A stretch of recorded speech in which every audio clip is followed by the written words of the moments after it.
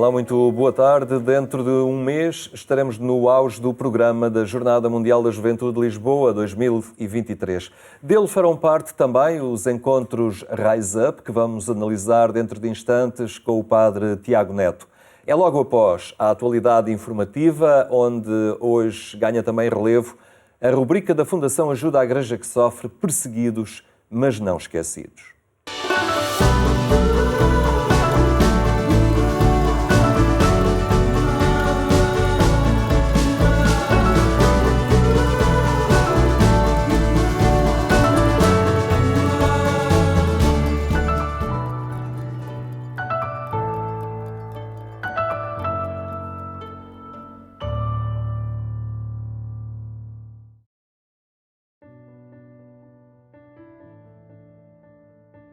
Ajuda à Igreja que Sofre. Este é o nome da Fundação AIS, Ajuda à Igreja que Sofre. Mas que igreja é esta? Como é que se ajuda uma igreja que sofre?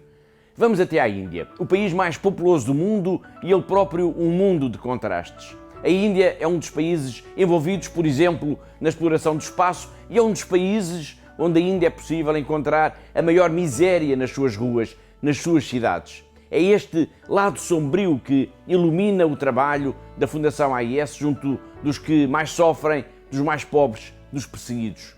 Na imensa Índia, fomos ao encontro de 4 destes protagonistas, destes heróis incógnitos que fazem do bem a missão das suas vidas.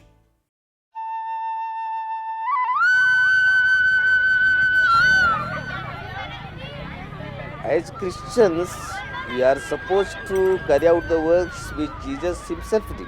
Jesus said himself in Luke chapter 4 verse 20, he says, God has anointed me to bring liberation of the oppressed people. So by our apostolates we are doing the same what Jesus has done. This mission was opened in the year 1982. In this apostolate, what we do, all the values of Jesus is imbibed and communicated through various means.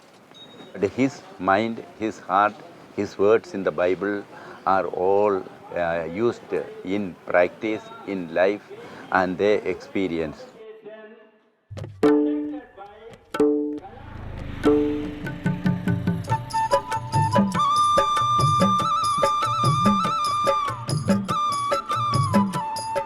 The name of this institution is Seva Niketan. This is a center giving training for the physically challenged youth, both boys and girls. Each student see what trade is useful in their village. To this kind of work, service, there is no opposition at all. Both the government as well as non-Christians, they appreciate and they help us out.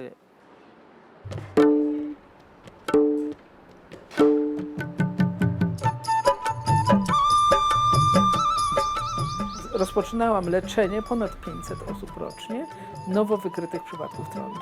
Ale systematycznie to się zmniejszało. Dzisiaj jest niecałe 100 osób rocznie. Po to tu jestem, żeby między innymi pomagać najbiedniejszym. Taka przychodnia, którą my prowadzimy, jest też dosyć wyjątkowa, bo ona jest od początku ustawiona na najbiedniejszych, to znaczy wszystkie nasze usługi i rozdawanie leków i leki są bezpłatne. Móc pomagać jest wartością bezwzględną.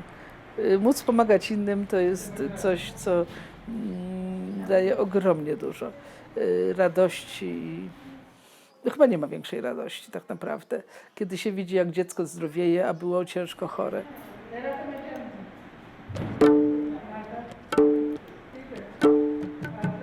We are working among the very poor people, and also we ourselves are poor. We can see that because of our good works with regard to education, health and the social activities, the transformation of the poor people is coming up. We feel that we as a church are rendering very valuable service.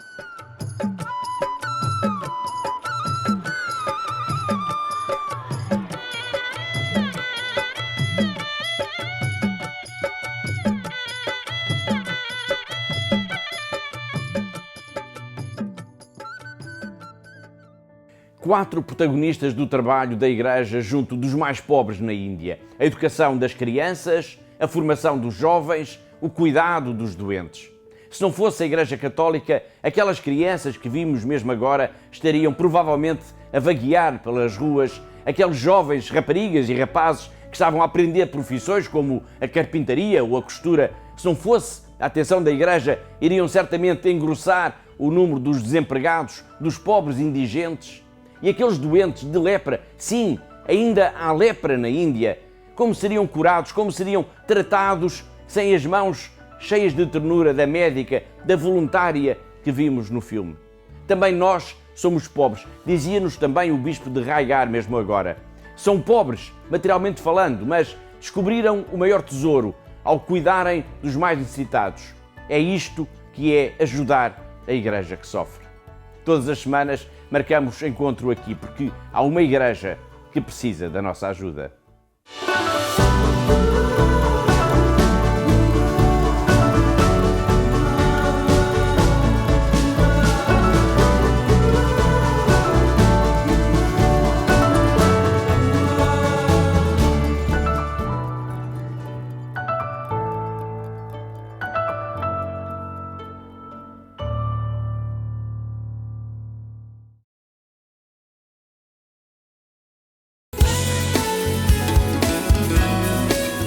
O Parlamento quer aprofundar o diálogo com os líderes religiosos no nosso país, intenção manifestada por Augusto Santos Silva no Dia Nacional da Liberdade Religiosa.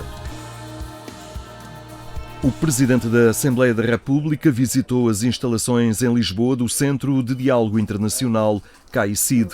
Portugal assinalava o Dia Nacional da Liberdade Religiosa e do Diálogo Interreligioso e Augusto Santos Silva quis encontrar-se com os líderes e representantes das confissões religiosas presentes no nosso país para incrementar os canais de diálogo entre as religiões e o Parlamento.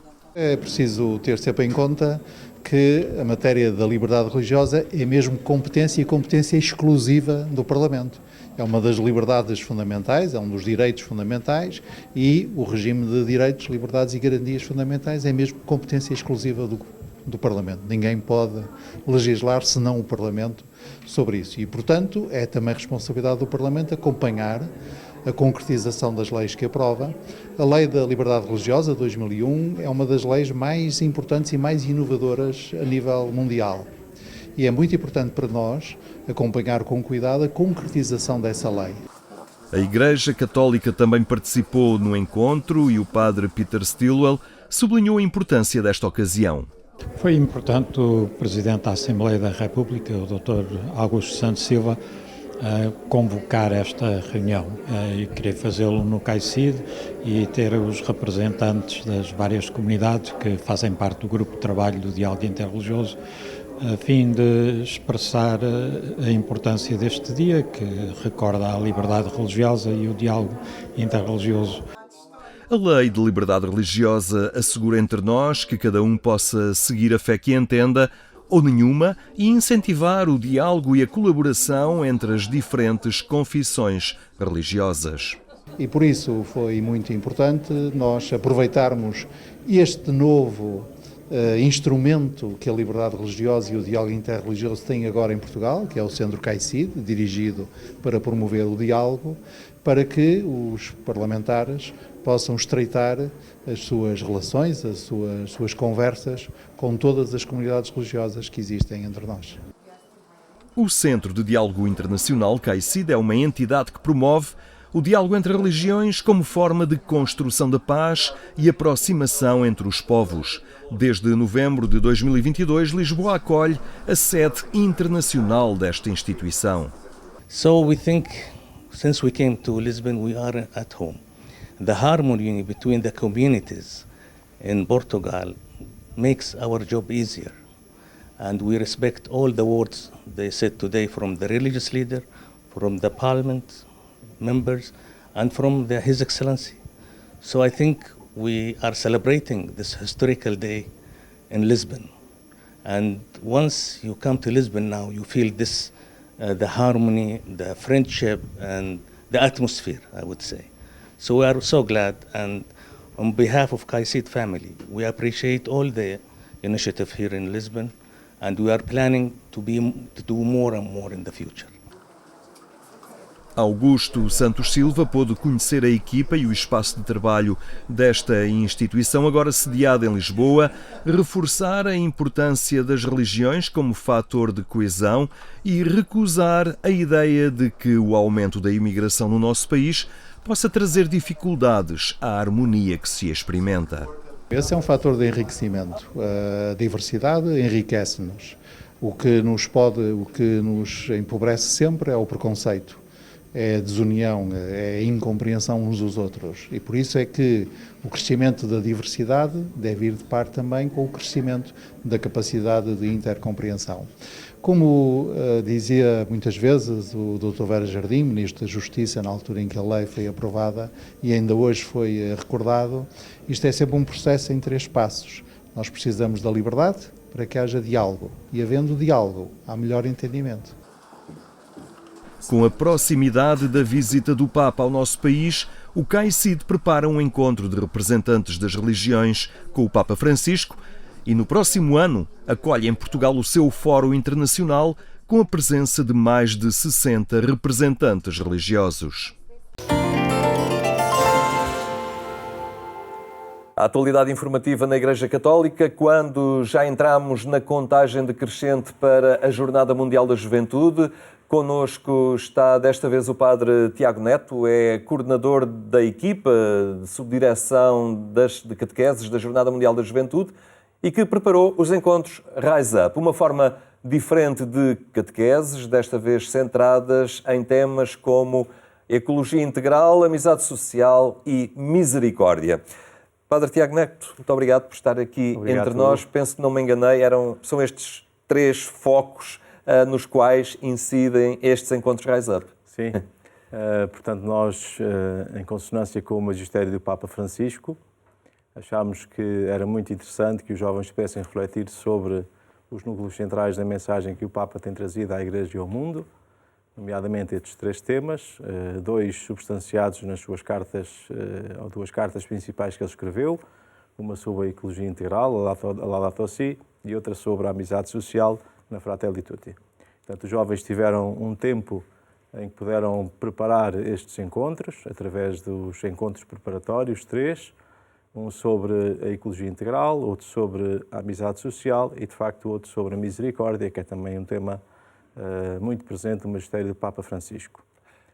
Tentou-se desta vez dar uma configuração tanto ou quanto diferente a estas catequeses, no seu formato tradicional, aqui uma preocupação de aproximar os jovens também do pensamento do Papa Francisco, colocá-los numa sintonia de sentido também e de caminho na Igreja. Não só de sintonia com o Papa Francisco, mas sobretudo no que significa estar em sintonia com esses temas. Portanto, significa uma Igreja proativa, em missão, uma Igreja que vê os jovens como protagonistas de uma transformação do mundo, através daquilo que são vivências concretas e muito daquilo que foi o trabalho preparatório nos 3 encontros que foram efetuados a nível mundial, no qual participaram pelo menos 52 nacionalidades.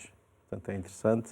Os jovens puderam partilhar já as experiências que realizam em projetos concretos relacionados com a ecologia integral, relacionados com o encontro entre as pessoas, o encontro entre culturas e também aquilo que é a prática de exercícios de misericórdia. Houve aqui e vai acontecer nesses dias, nesses encontros, uma metodologia de sínodo. E também essa vontade de acertar passo e de engrossar o grupo que caminha nesta caminhada sinodal que a Igreja está a fazer. Até porque estes encontros que vão acontecer, nestas que se chamam encontros, as tradicionais catequeses das Jornadas Mundiais da Juventude, já resultam de reflexão dos jovens, não é? Que nestes encontros prévios se encontraram, dialogaram e também fizeram uma síntese, tal como nesta caminhada sinodal. Sim. É interessante, portanto, nós tentámos sempre imprimir um ritmo sinodal a este processo, em que os jovens fossem os principais protagonistas, não só na preparação, mas sobretudo nesses encontros que irão acontecer nessas manhãs de quarta, quinta e sexta-feira da Jornada Mundial da Juventude. Portanto, tradicionalmente, o que nós temos nas catequeses da Jornada Mundial da Juventude é um bispo que faz uma catequese. Aqui o papel do bispo tem mais a ver com aquele que está presente, acompanha, escuta e também diz uma palavra de anúncio aos jovens. Portanto, estes encontros retomam aquilo que foram as sínteses dos grupos nos encontros preparatórios e, portanto, há uma equipa de animação escolhida por diversas conferências episcopais que irá orientar toda a manhã. E, portanto, há um momento de acolhimento, um momento também de síntese desses trabalhos que foram realizados pelos jovens anteriormente e de apresentação do tema geral. Depois uma passagem bíblica relacionada com o tema que se está a trabalhar. Há um momento de partilha e reflexão dos jovens e depois o bispo fará uma síntese final e depois presidirá a Eucaristia. Portanto, aqui o papel do bispo é o papel de quem acompanha, de quem caminha com os jovens, de quem escuta, não retirando a autoridade à palavra do bispo, mas o bispo assume aqui uma função muito mais homogénea, no sentido de estar no grupo, estar com os jovens e caminhar com eles, sendo sempre eles a voz da Igreja, a voz de quem conduz e quem orienta os jovens no seu caminho. Ou seja, é quase um fórum. O que se quer e o que se pretende é que os jovens se envolvam, partilhem, deem o seu contributo e não se limitem a sentar num banco de igreja a escutar uma conferência. Sim. Não é? Idealmente, se fossem menos jovens, não é? Podia ser em grupos mais pequenos, mas de qualquer modo as catequeses ou estes encontros em Rise Up vão ter grupos muito numerosos, não é? Agrupados por áreas linguísticas, mas de qualquer modo tenta-se tanto quanto que os jovens façam uma interação entre si, tendo em conta o tema que estão a trabalhar. E, portanto, a ideia é que, no fundo, os jovens sejam protagonistas também de uma certa mudança, uma certa consciência dos problemas que afetam o mundo e das respostas que lhe podem dar.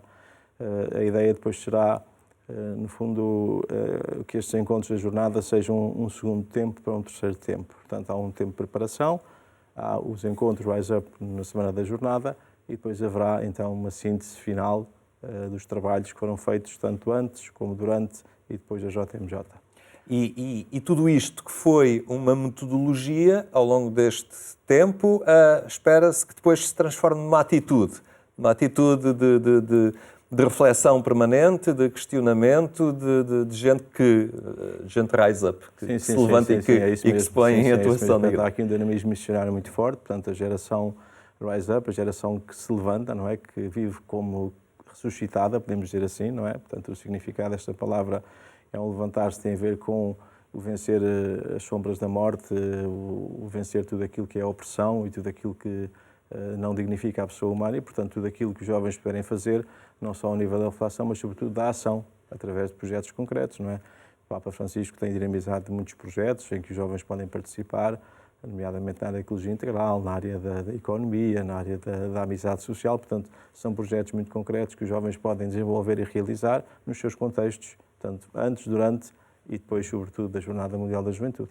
E não se pode perder este impulso que se ganha nestes dias em Lisboa, não é? Os jovens partirão daqui mobilizados, entusiasmados, com vontade de dar dimensão concreta ao seu batismo e isto não pode arrefecer depois nos meses seguintes. Sim, de facto a jornada é uma experiência única, uma experiência forte, não é? Mas uma experiência que deve mobilizar os jovens para a continuidade, sobretudo refletindo sobre estes temas, como é que eles podem, no seu contexto concreto, realizar e transformar o mundo, sendo protagonistas de uma igreja em missão, uma igreja que se levanta e que ergue a voz e que realiza coisas belas em prol dos outros. E a Igreja, que não são só os jovens, está preparada para acompanhar esta pedalada?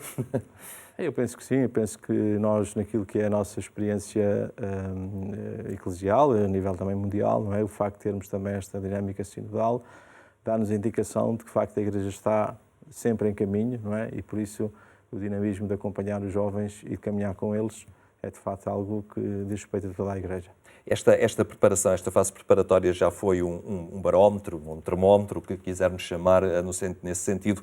Que indicações, que inputs também tiveram da receptividade, do entusiasmo que esta nova metodologia despertou também nos grupos? Portanto, o Rise Up, no fundo, começou com um projeto mais de catequeses, aqui a nível da Igreja Portuguesa, durante 3 anos. Trabalhámos esse verbo a partir de textos bíblicos. E depois surgiu a ideia de alargar esses encontros preparatórios ao mundo inteiro. É muito interessante que nós não tivemos, quer dizer, tivemos 52 participações no primeiro encontro, o segundo está agora a ser trabalhado, não tem ainda os números, e o terceiro é só agora a seguir. Mas, de qualquer modo, temos grupos, por exemplo, do Azerbaijão ou dos Emirados Árabes Unidos, portanto, é muito interessante nós percebermos como isto não chegou numericamente, se calhar, a muita gente, ou nem todos participaram, porque acredito que muitos tenham feito, mas não enviado as suas sínteses, mas, de facto, chegar a lugares tão interessantes como este, do ponto de vista cultural, do ponto de vista daquilo que é a presença cristã e o desafio que isso traz nesses lugares, é um sinal. E, portanto, é uma pequena semente que fica para, no fundo, no futuro, trabalhar-se melhor esta dinâmica sinodal com os jovens. E para terminar, nestes dias de jornadas, onde é que vão acontecer estes encontros, Rise Up? Vão acontecer, podemos dizer, onde for possível e onde for necessário, podemos dizer assim. Portanto, vão acontecer em igrejas, vão acontecer em espaços públicos, em estádios, em praças. Portanto, no fundo, também o facto de nós, em Portugal, não temos igrejas muito grandes, não é? Permite dar uma certa visibilidade a estes encontros, porque muitos deles acontecerão em grandes espaços ao ar livre e, portanto, também há uma forma da Igreja se tornar presente no meio da cidade. Muito bem, Padre Tiago Neto, muito obrigado por esta partilha e estamos em contagem decrescente também para acompanhar estes encontros Rise Up. Obrigado. A terminar, recordo ainda que mais logo, alguns minutos após a meia-noite, pode escutar na Antena 1 a edição rádio do programa Eclésia. Obrigado por ter estado connosco. Tenha uma boa tarde. Até amanhã, se Deus quiser.